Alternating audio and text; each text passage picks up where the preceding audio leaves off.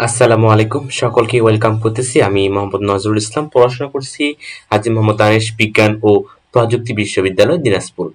আজকে যেই আলোচনার টপিক সেটি হচ্ছে যে গুচ্ছের আবেদন এটা শেষ হয়ে গেছে এবং কোন বিশ্ববিদ্যালয়ে কত সংখ্যক আবেদন করেছে এটা আসলে অনেকেই জানার চেষ্টা করেছেন।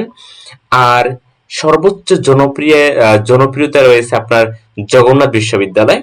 এটা গুচ্ছে অধিভুক্ত শিক্ষার্থীদের পছন্দের শীর্ষ তালিকা রয়েছে আপনার এই জগন্নাথ বিশ্ববিদ্যালয়ে। এখানে আবেদন করেছে আপনার জগন্নাথ বিশ্ববিদ্যালয় কোথায় গেল? জগন্নাথ বিশ্ববিদ্যালয় আবেদন করেছে মোট ২৯,৬০৩ জন এবং ইসলামী বিশ্ববিদ্যালয় আবেদন করছে ২২,৪৬১ জন। শাহজালাল বিজ্ঞান ও প্রযুক্তি বিশ্ববিদ্যালয় আবেদন করেছে ২০,৮৪২ জন। খুলনা বিশ্ববিদ্যালয় আবেদন করেছে ১৭,৬৬৪ জন। হাজী মোহাম্মদ দানেশ বিজ্ঞান ও প্রযুক্তি বিশ্ববিদ্যালয়ে ১৬,৩৩৯ জন। মাওলানা ভাসানী বিজ্ঞান ও প্রযুক্তি বিশ্ববিদ্যালয়ে ১৭,৯৮৭ জন।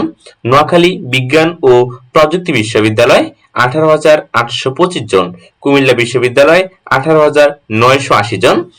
জাতীয় কবি কাজী নজরুল ইসলাম বিশ্ববিদ্যালয় ১৪,৪১৮ জন। যশোর বিজ্ঞান ও প্রযুক্তি বিশ্ববিদ্যালয় ১২,৬৭৩ জন। বেগম রোকেয়া বিশ্ববিদ্যালয় ১৫,৯৭৩ জন। বেগম রোকেয়া বিশ্ববিদ্যালয় সাম্প্রতিক সময়ে একটু জনপ্রিয়তা পেয়েছে। তারা হচ্ছে খুব অল্প সময়ে তাদের হচ্ছে যে ব্যাচগুলোকে বের করতেছে, অর্থাৎ সেশন জোট এই মুহূর্তে তাদের কাছে খুব নগণ্য একটা বিষয়। সো এই কারণে আসলে বেগম রোকেয়া একটু জনপ্রিয়তা পাচ্ছে। পাবনা বিজ্ঞান ও প্রযুক্তি বিশ্ববিদ্যালয় ১৪,২৬৪ জন।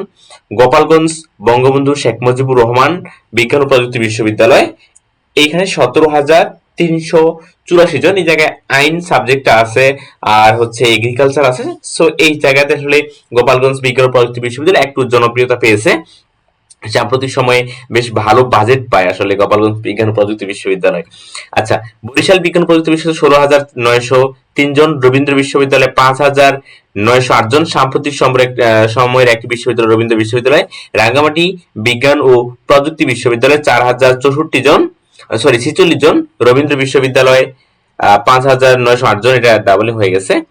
শেখ হাসিনা বিশ্ববিদ্যালয় এখানে একটা বাকি আছে যে আপনার বঙ্গবন্ধু শেখ মুজিবুর রহমান ডিজিটাল বিশ্ববিদ্যালয় যেটা, সেটা হচ্ছে ২,২১৮ জন। আর এখানে রয়েছিল আপনার গোপালগঞ্জ বঙ্গবন্ধু বিজ্ঞান ও প্রযুক্তি বিশ্ববিদ্যালয়, এটা হচ্ছে আপনার ১৭,৩৮৪ জন আবেদন করছে। আচ্ছা, শেখ হাসিনা বিশ্ববিদ্যালয় ৪,১87 জন।